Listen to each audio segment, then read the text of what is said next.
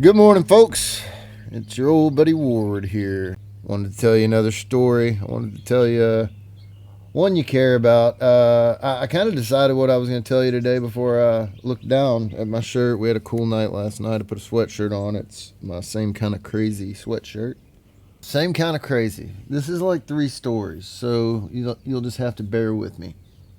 The week we wrote Same Kind of Crazy, Cody was in town. Cody Jinks was in town, and he was recording. He had a few days off in the middle of a tour.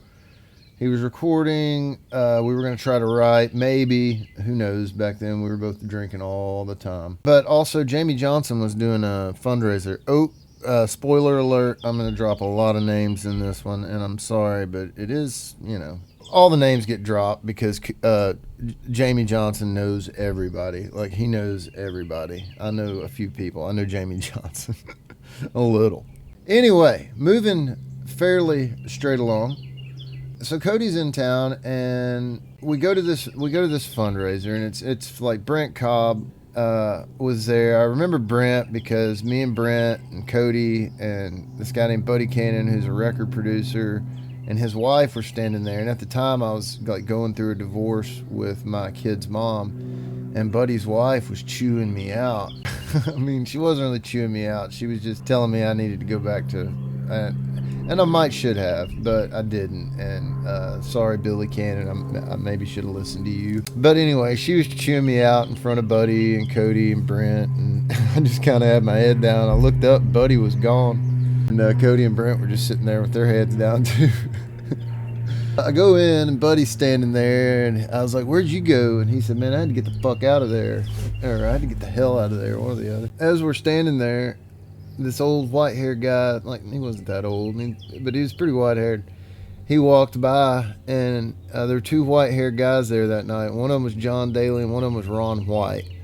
And he walked by. Me and Buddy were just standing there.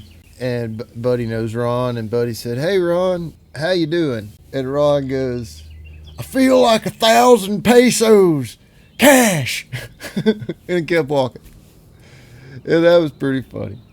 A few minutes later, I was standing in the back of the room talking to Randy Hauser, and in walks Leanne Womack. And I went, "Holy shit, there's Leanne Womack." And Randy's like, "Oh, man, you don't know." Oh, by the way, Randy Hauser's best fucking singer in Nashville ever since I've known that he lived here, in my opinion, and probably before that. I'm back there talking to Randy, and he's like, "Oh man, Leanne's cool as shit." And so Leanne Womack walks over there, and I stick my hand out and said hi. I said, "Hey Leanne, my name's Ward Davis." And she said, "Oh gosh, Ward, I've been wanting to meet you." And I went, "Oh, that's really nice." But I was like, "Wait a minute. How do you know who I am?" And she said, "Oh, I got your record. I love it, man. It's country." And the reason I asked her that was because years and years ago, and I won't get into the long of it, I had gotten in a argument with this publishing executive, and he had insulted me, and I socked him in the eye. I was drunk. We were drunk. He and I were very drunk. So nothing ever really came of it, except I kind of got blackballed in Nashville for it by a few people. Some people thought it was cool. My impression of Leanne Womack is that she doesn't just hate it when things are stirred up a little bit. Just from a few things I've heard. I don't know. And if that's a misrepresentation, Leanne, I'm sorry. I love you so fucking much. When that happened, it was a really dark time in my life, man. I really did. Like, it hurt my career really bad when I hit he was like the VP at Universal. It was awful. I regret it still. I'm ashamed of it. But, Leanne's assistant came up to me. I knew her, Courtney, and she came up to me and she said, "Hey, I was talking to Law today. She heard about what happens, and she said if you ever run into her, she said she wants to buy you a beer.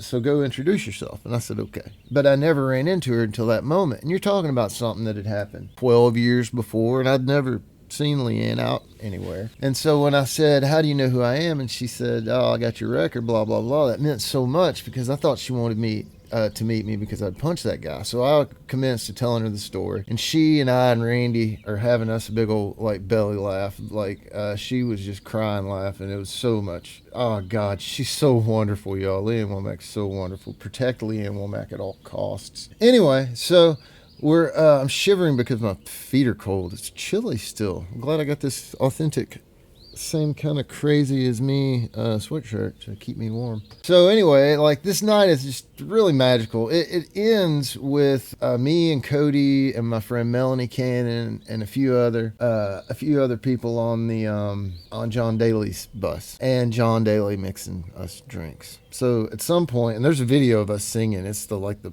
shit. I'm so drunk. So drunk in the video. It's the worst singing that I've it's on the internet.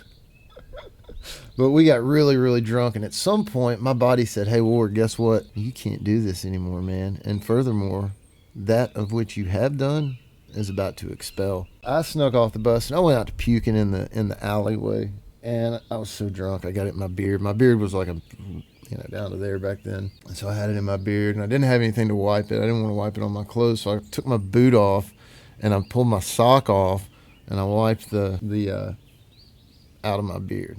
So I actually went back on the bus, put the sock back on, went back on the bus, told them good night, got a Uber, and went to the hotel, Cody's hotel. He had got one with 2 beds because he knew this would happen. And I crashed out on the bed. And I woke up the next morning, and I think we went to breakfast. Our friend Greg Jones met us downtown, and we were all just, I don't know what Greg had done the night before, but he was probably just as bad shape as us. Greg and Cody and I started drinking all over again, and we were drinking and drinking and drinking. It was a little harder to catch that big buzz like we wanted. We had gone down to, I think it was Nudies, to see an old guitar player of mine, Cody Bennett. Cooter. Hey, Cooter. I think I might have been an asshole to Cooter when he worked for me. I feel bad about it, but I was pretty drunk.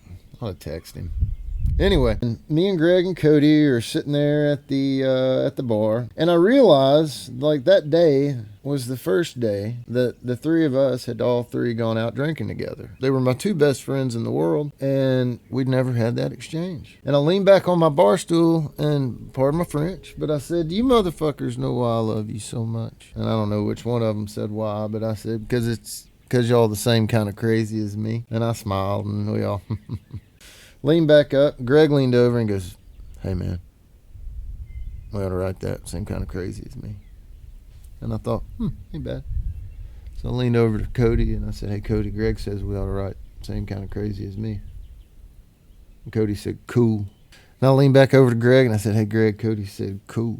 And Greg said, "Listen, he's cool." And then Greg got up and very casually just walked to the bathroom. And he didn't tell me when he came back, but come to find out, Greg had gone in there and puked because he was so excited because the 3 of us were going to write a song, or at least it sounded that way. I think we might have said, "Oh, well, let's get together tomorrow and write it." But anyway, so the next morning, we went to Cody's hotel. I didn't stay there that night, but we went to Cody's hotel. We met there we were so hungover still. Yeah, we had stayed out drinking again, but we were so hungover. And we got up, man, we sat on the edge of the bed, and I'll never forget how it was just painful, man. And we wrote most of that song that morning. When Cody was going in to cut that next record, that song wasn't finished. I think he and I noodled back and forth on text and got the second half of that chorus. Until that point, I didn't have one song. I think I ended up with 3 on it, but his manager had called and said, you don't have any songs on this record. And so I hustled up and got that one out, and we fixed it. And ended up being the first single off that record. Ended up being the second time that I'd ever seen a number 1 next to anything that I'd ever done. It's a song I play all the time. Oh, you know what? A little extra bonus thing here, I guess. When Cody and I started talking about doing this acoustic tour we've done the last couple of years, the same kind of crazy tour. Yeah, man, I had recorded Same Kind of Crazy with him. Cody's a really generous guy. You ask Cody to sing on your record, he's like, "Yeah, cool, when?" And he'll do it. He's a nice guy. He's a great friend. He's very loyal to his friends. And so I'd asked him to do it, and so he came in. We recorded a duet of Same Kind of Crazy, he and I.